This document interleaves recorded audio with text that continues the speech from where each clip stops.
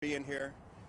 I just wanted to take the opportunity to get our partners together and come out and talk a little bit about some of the planning for the election season here in Portland.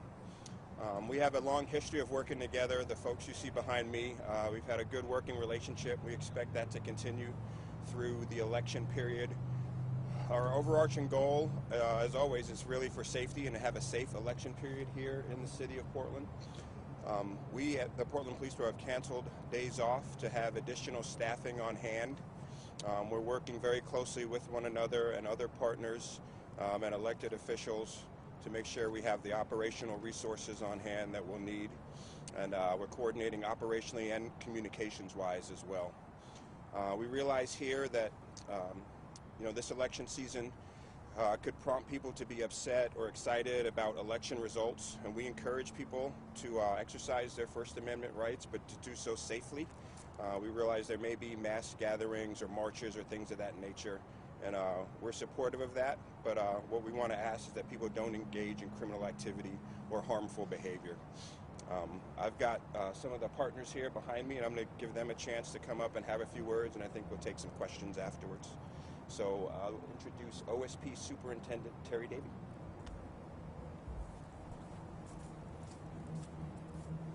Good afternoon. I'm Terry Davey. I'm the Superintendent of the Oregon State Police. And I'm here today on behalf of the state faction of law enforcement to reassure Portlanders and all Oregonians that law enforcement is working together as we transition into next week, the election cycle. Not only are we working together in collaboration, but communication and planning is the key for all of us. So on behalf of your state troopers, we do not know what next week brings, but we have been working internally inside our organization to make sure every trooper is ready to go. They're prepared. They're here for all of Oregon, and if needed, we are here to assist and help our partners here at Portland Police Bureau and also the county with Multnomah County, or any other area within Oregon that may need our assistance. So I appreciate everybody taking the time to listen today and to understand that in cooperation we are all here to reassure that we do have everyone's best interest in heart, and our goal is to ensure that individuals can gather and peacefully protest. And that is our number one goal, is to make sure people are safe. And also it is important property is also safe, because our community needs us to be here to ensure that. So on behalf of the state police, thank you for allowing us to be here today, and I have the pleasure of introducing the Sheriff of Multnomah County, Mike Reese. Thank you, Superintendent. Good afternoon. Thank you for being here. I want to first and foremost say that elections free of intimidation and violence are the hallmark of our democracy. And the Multnomah County Sheriff's Office is dedicated to protecting our right to vote and to ensuring that people have safe and accessible processes during this election season. Law enforcement agencies are working together and with our local elections offices to ensure that voters feel welcome and safe as they drop ballots off, or if they have questions and need to go to the elections office. As already mentioned in media releases and by other folks, we don't have an identifiable threat at this time here in Multnomah County directed towards our elections. Regardless of that, we are stepping up visible patrols at ballot drop-off locations and election headquarters to ensure that people feel safe, and that if there is an issue, that we've got a quick response to that. I want to be really clear that voter intimidation, disruption, blocking access to ballot drop sites, preventing people from casting their ballots, any violence before or after the election will not be tolerated. We're going to have a physical presence with law enforcement agencies and other partners to ensure that our election process, both before the election and afterwards, is safe, and that we have enough resources in place to do that. I want to ask the community that if they have any reports of intimidation, interference, or threats towards voters, to call that in. So if you fear imminent violence, call 911. If it's not an emergency and you have a question, reach out to the elections office to make sure that your question is getting an answer. Make sure to document if you see something suspicious, document what you see and report that to the elections office or local law enforcement. We're going to continue to plan and to work with our partners right up through election and the week afterwards, again, to ensure that we have a safe process that people know they can depend on. We're going to support our elections office and people throughout Multnomah County as we vote and ensure our democracy is healthy and thriving. And it's my privilege to introduce District Attorney Mike Schmidt. Thank you, Sheriff Reese. My name is Mike Schmidt. I'm the Multnomah County District Attorney. And I want our community to know that my office and our criminal justice partners are fully prepared to protect every person's right to vote without interference. Coercion of any type will not be tolerated. And while it's too late to mail in your ballot, voters in Multnomah County should have confidence that official ballot drop sites are safe. And we won't tolerate anybody who attempts to intimidate voters. I encourage our community, as the sheriff said, to report suspicious activity involving voter tampering, fraud, or interference. Trust in our electoral process is vital. And when Election Day comes, no matter the results, we must remember that our community deserves to be safe.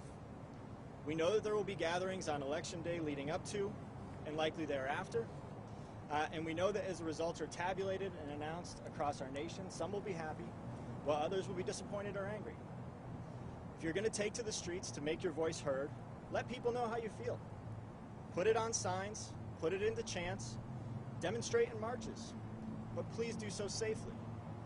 Remember that this is our community, a community we are proud of, a community that is tolerant of opposing viewpoints, but not afraid to vociferously argue. And remember that at the end of the day, we're all human beings. We're not two-dimensional caricatures. Our opinions are nuanced and varied, and all should be valued and have a right to be heard. For those who incite violence or harm, my office stands prepared to hold you accountable. We have and will continue to collaboratively work with the Portland Police, the Sheriff, and the Oregon State Police to make sure that people who are committing assaults, property damage, looting are identified and ultimately arrested and prosecuted. Thank you. And with that, I think we'll open it up for questions. Yes, please, and if you could just address your question to the head of each agency by name. Go ahead, please. And maybe you can step in a little bit closer. 6 feet apart. Can I ask who's going to be, is there a unified command or Portland Police or State Police in charge of the law enforcement responses leading up to election and after?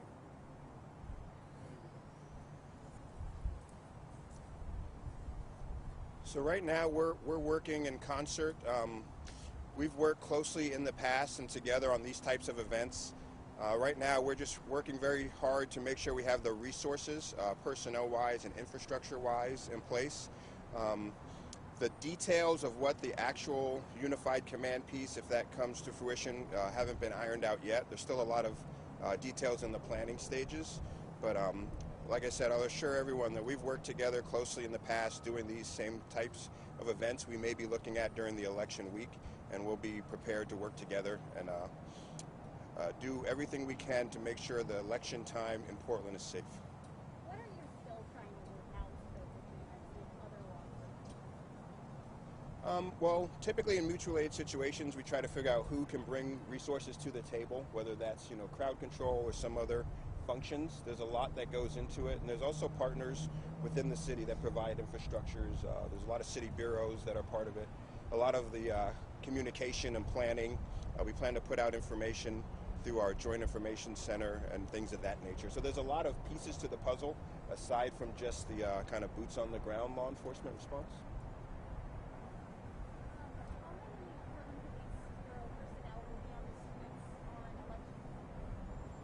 On election night, I have to look and see kind of what the numbers break down to. We're looking at what we would need in a crowd control capacity, but we also have calls for service, 911 calls that we have to respond to as well.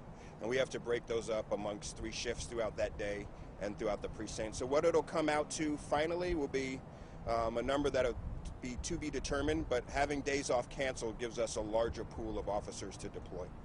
Chief, with the mayor banning the use of tear gas, what role will tear gas play in terms of other agencies? You know, for us, we're prepared to operate within the rules that we're given. The details of that are probably still to be worked out as well. We still have some time in between now and then, but you know, for us, it's really about having the resources, people-wise and infrastructure-wise, and that will probably get worked out at a certain time. But for PPB, we operate within the rules that are put before us.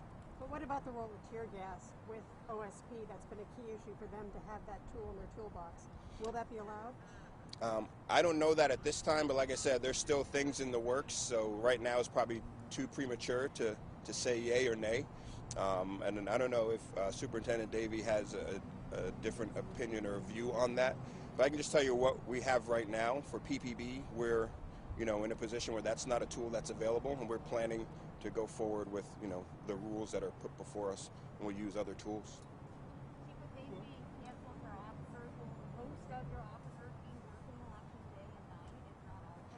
There will be a lot. I mean, there are some that have pre-planned vacations or things where people are out of town or things that can't be rescheduled. So with no more days off or days off canceled, we'll bring all those officers back. So we'll have a substantial amount of officers available. But I can't give you an exact number. And Superintendent Davey and Sheriff Reese talk about tear gas, please. Will your own employees be using tear gas? Authorized? Sure, the question was, will the Oregon State Police utilize CS gas or munitions?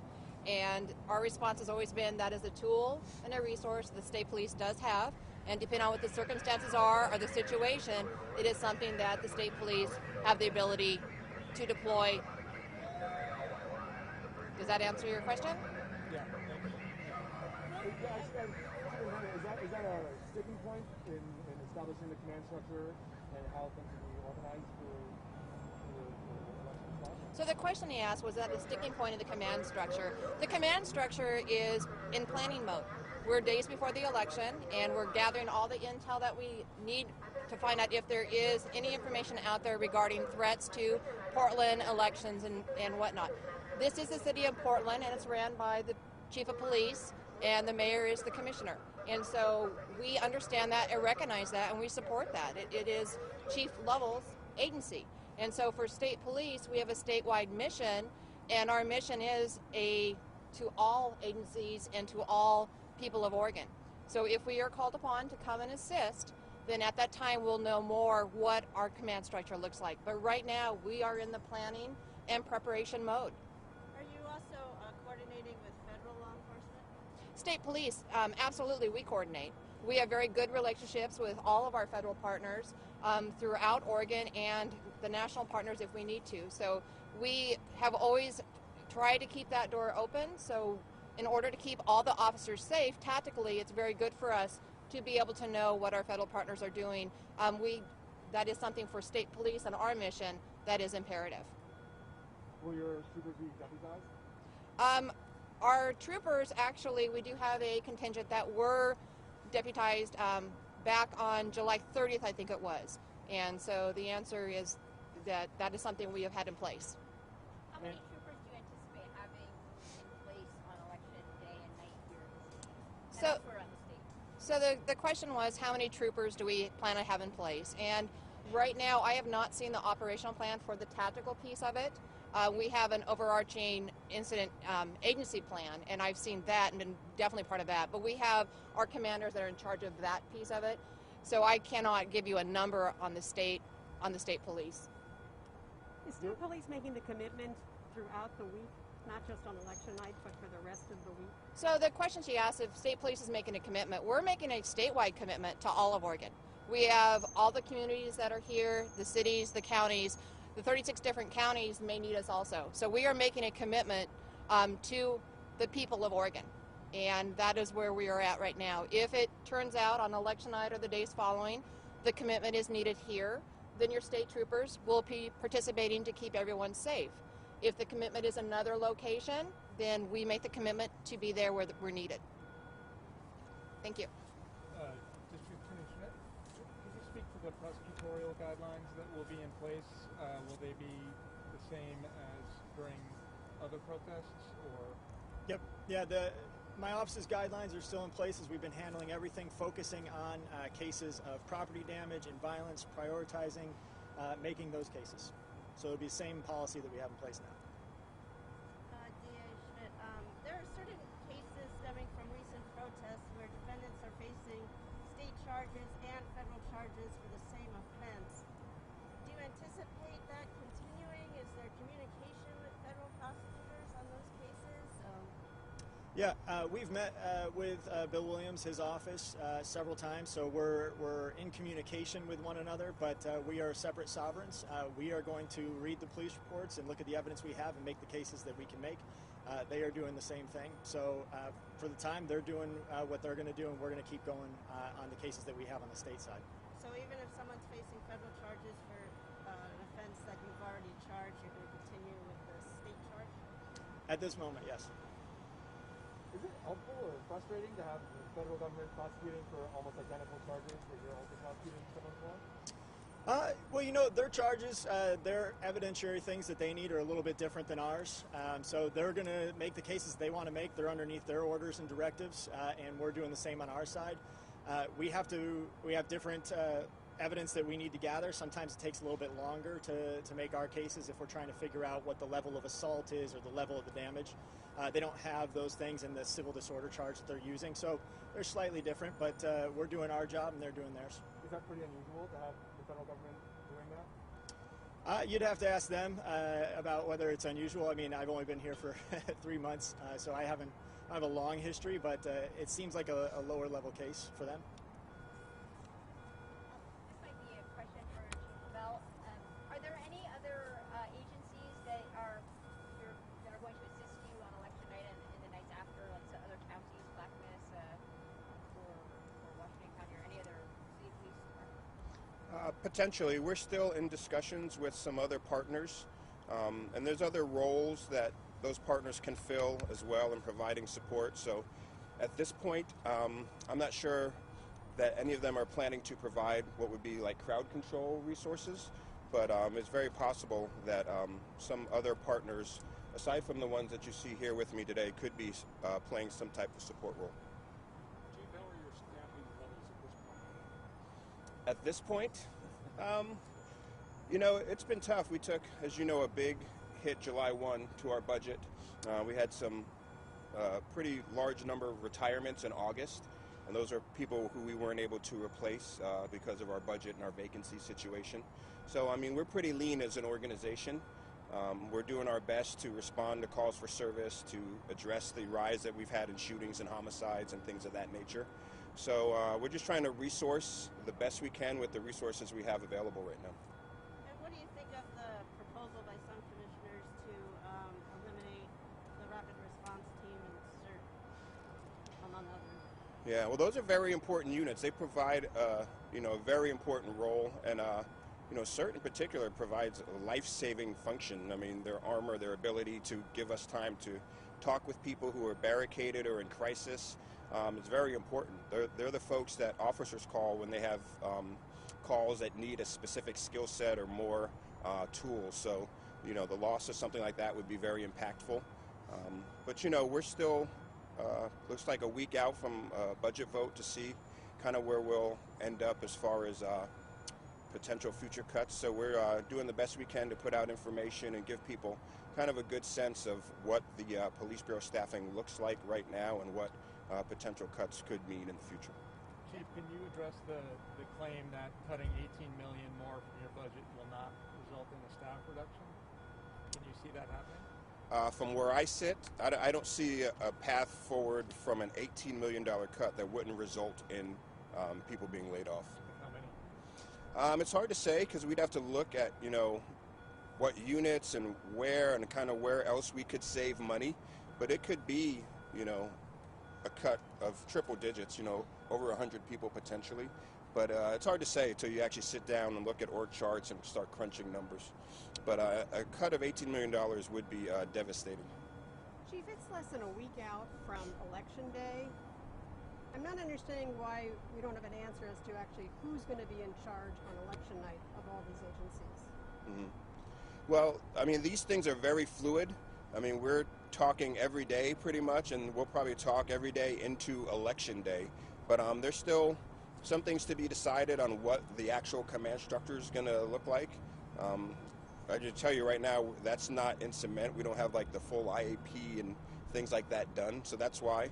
But things are very fluid and can change between now and election day too. Do you have any information about planned protest demonstrations and any information that you know about possibly crime, violence, or property damage? Any information about that yet?